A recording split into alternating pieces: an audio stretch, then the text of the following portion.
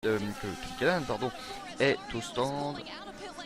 On change également un petit peu plus d'aileron à l'avant et c'est reparti pour Callan. Tout se passe bien pour l'instant de ces pit stops, c'est toujours le moment critique des courses du car. En ce 52e tour, et Helio Castroneves maintenant vient de prendre la tête puisqu'il ne s'est toujours pas arrêté devant Mario Moraes, Graham Rahal et donc Scott Dixon en 4ème place devant Ryan Briscoe. Donc les trois premiers ne se sont pas arrêtés alors que Moraes apparemment et Rahal s'arrêtent au stand. Voilà, Helio Castroneves également qui s'engouffre dans la pit lane. Il doit ramener un tour, ce sera en tout cas un tour que Dixon ne mènera pas puisque chez Penske la stratégie simple c'est de mener le plus grand nombre de tours et de gagner la course. Attention Helio qui freine extrêmement fort pour se ralentir à la vitesse limite autorisée et qui va arriver dans son stand, son remplacement en tout cas du team Penske. On voit ici Rahal et Moraes en bas de notre écran qui repartaient de leur stand et Castroneves s'arrête. Voilà, 52e tour, donc il était en tête et donc il s'arrête au stand et remonte mener un tour. On remet un tout petit peu les roues en avant, 6 secondes 1, très rapide pit stop de chez Penske, incroyable, 6 secondes 1. Alors là, franchement, c'est peut-être eux qui devraient aller dans les stands de Ryan Briscoe. Ryan Briscoe justement qui est juste derrière Scott Dixon, les deux pilotes en tête. Maintenant, Dixon a repris la tête de la course devant Ryan Briscoe. Ryan Briscoe qui va à l'extérieur, attention. Regardez, regardez toute la poussière derrière Briscoe. Briscoe qui utilise son push to pass, vous le voyez en bas de votre écran. Puisque quand c'est en vert, donc il appuie sur le bouton pour le push to pass. Il reste 18 poussées sur le bouton en tout cas pour les deux pilotes jusqu'à la fin de la course. Et regardez Dixon là qui reprend un petit peu terre, mais Briscoe qui est vraiment très agressif. Il avait du mal à le suivre en début de course et maintenant depuis le pit stop et cet ajustement il semble vraiment de retour derrière Dixon. On voit beaucoup de trafic devant eux. C'est à l'heure actuelle. Voilà ici Dario Franchitti, le troisième larron de ce championnat qui est en 3ème position également sur la piste. Et voilà donc les pilotes qui s'arrêtent avec beaucoup de trafic, le top 5 Dixon, Briscoe, Franchitti, Patrick et Tony Callan. On va passer au 63e tour de piste ici avec toujours donc Dixon, Briscoe, Franchitti, mais Briscoe qui est très menaçant sur Scott Dixon. Il va à l'extérieur, côte à côte, dans le turn 1, attention on a Helio Castroneves juste devant les deux, on espère qu'il ne doit pas interférer dans la bagarre. Même si évidemment ce serait mieux pour Briscoe. Regardez, on a les tours de rentrée et tours de sortie des stands.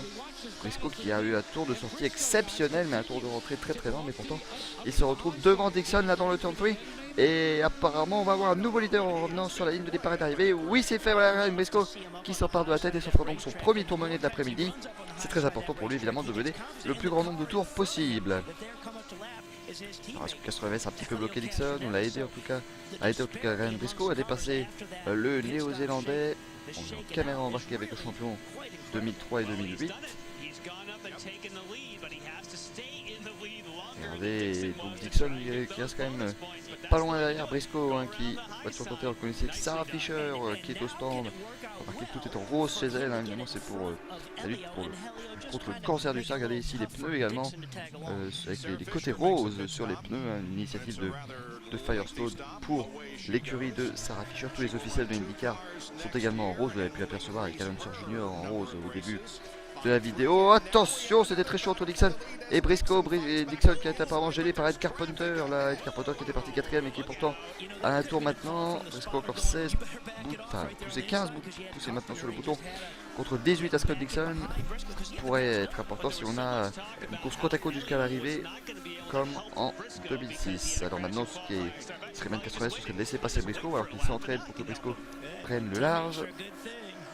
On va remarquer c'est Dixon, regardez, il a vraiment été pas mal dans la ligne droite arrière, il a attaqué Briscoe à l'intérieur, regardez, il était même bien devant Briscoe et voilà, on ralentit et Briscoe reprend la tête de la course, car Carpenter est à l'intérieur. Évidemment le trafic va jouer un rôle prépondérant aujourd'hui à Homestead Miami, donc Briscoe serait le champion actuel, enfin devant Dixon et Franchitti, même si je pense qu'au nombre de victoires peut-être que Dixon serait devant. Briscoe qui mène donc ses premiers tours de l'après-midi. Dixon qui n'a toujours pas passé Helio Castroneves. Ça pourrait être inquiétant, il ne faudrait pas qu'il prenne trop de retard par rapport évidemment à Ryan Briscoe, où l'Australien pourrait en profiter pour se faire la main définitivement, même si bon, on est probablement sur un drapeau jaune puisque aucune course d'IndyCar Series n'a été jusqu'à son terme. Ce drapeau jaune, nous en sommes qu'au 69e tour, donc évidemment On n'a pas commencé avec cela, hein. Il reste encore pas mal de courses ici, avec Ryan Briscoe extérieur de Dan Weldon.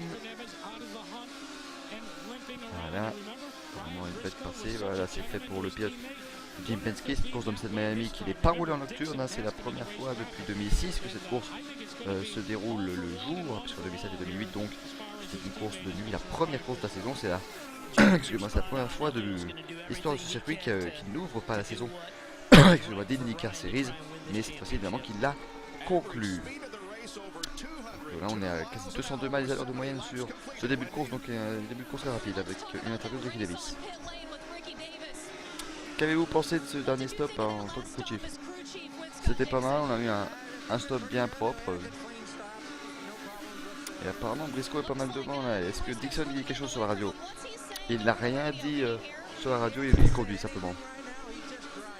Alors quelle est la longueur actuelle idéale pardon d'un pit stop aujourd'hui sur cette course? Et voilà, il dit heureusement, j'espère en tout cas que ce sera plus rapide que n'importe qui d'autre. En tout cas Ricky Davis qui a l'air de bien se porter avec sa blessure. Attention, Briscoe Castroneves et Scott Dixon qui était côte à côte. Dixon qui est passé devant Helio Castroneves. Voilà, donc maintenant Castroneves devra attendre de se faire peut-être prendre un deuxième tour pour aider Ryan Briscoe, mais je ne pense pas que ça arrivera tout de même. Hein. Dixon a mené 52 tours, Briscoe 9, Frankie 8 et Castroneves 2, donc les deux Penske et deux Ganassi sont les seules voitures à avoir mené un tour aujourd'hui à Homestead Miami en ce beau jour d'octobre. Il fait extrêmement chaud, un peu plus humide, je crois 60% plus ou moins d'humidité. Pas énorme, il ne pleuvra pas, c'est déjà une certitude, mais il fait extrêmement chaud, ça doit être une torture pour les pilotes dans leur cockpit. Mais bon, ce sont des sportifs, hein, on leur fait confiance. Avec Ryan Briscoe qui reste en tête, alors qu'apparemment Sarah Fisher donc elle était rapide tout le week-end, mais apparemment donc elle aurait caillé dans les stands et elle aurait une voiture terriblement lente. Elle nous dit même ça n'avance pas, rien n'avance. Enfin bon bref, c'est assez difficile. Regardez, on a sa télémétrie, regardez, elle ralentit très fort hein, entre turn 3 et turn 4. Bon ça c'est déjà pas normal, elle est à 190 miles à l'heure seulement hein, sur cette turn 4, c'est vraiment très lent pour Sarah. Normalement ici on passe à fond, hein, turn 1, turn 2 c'est à fond. Autant regardez, elle doit relever quasi entièrement le pied de l'accélérateur, donc là ça ne va vraiment pas. Regarder, elle redescend de 190 miles à l'heure, c'est pas mal. Regardez. Son moteur peut faire 10 300 tours par minute, elle descend à 9300, donc elle a 8900 tours minute. Là il y a quelque chose qui ne va pas avec la voiture de Sarah Fisher qui a été rapide en essai en qualif. Bon, vraiment pas non plus super rapide hein, pour être aux avant-postes, pour en tout cas qui était pas mal, qui n'était pas larguée, et là elle semble complètement larguée. 12ème au Kentucky, c'est son meilleur résultat de la saison 2009. Il y aura deux voitures chez Sarah Fisher Racing l'an prochain. En tout cas, Sarah Fisher va augmenter sa participation de 3 courses l'an prochain et Jay Howard va conduire sur quelques courses ovales de la saison. Et je pense même probablement l'Indianapolis 500, l'Indy 500 qui aura lieu le 30 mai 2010. Ryan Briscoe sur les circuits d'1,5 miles. Ses résultats 4ème, 2ème, 1er et 18ème en Motegi avec son accident. Il a eu 327 tours lors de ses courses sur ovale de 1,5 miles. Ils sont vraiment l'essence de l'IRL, de l'IndyCar, comme Texas Motor Speedway, Kansas Speedway ou d'autres speedways comme celui-ci de Homestead Miami. Homestead Miami qui devient donc le premier speedway à accueillir la dernière course de la saison de NASCAR et la dernière course, attention, d'IndyCar, alors que Danica Patrick a failli rentrer dans Ryan Briscoe et c'est apparemment Milka Dono qui est à l'extérieur de Danica qui a un petit peu bloqué les deux, donc Danica se fait prendre un tour, mais Milka Dono se fait prendre un. Il n'y a plus que 4 voitures dans le tour de leader, à savoir les 3 prétendants au titre et Tony Kanaan.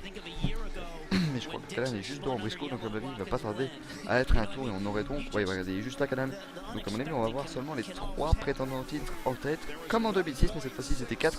Et ils avaient mis tout le peloton à un tour, donc Briscoe, Dixon, Sankelly, Kanaan et Patrick, après 78 tours. On va passer au 86e tour de course ici à Homestead Miami, avec donc toujours, ne vous inquiétez pas, Ryan Briscoe en tête. Les 3 prétendants au titre sont les seuls dans le même tour. Attention, Briscoe qui va très large, il a failli toucher le mur là avec Graham Rahal, oulala, avec Graham Rahal et Thomas Scheckter, c'est extrêmement chaud. On sait qu'il va, on sait qu'il roule sur la ligne haute hein, aujourd'hui, mais pas si haut quand même. Et bien, on a remarqué ici avec Graham Rahal. Donc ici,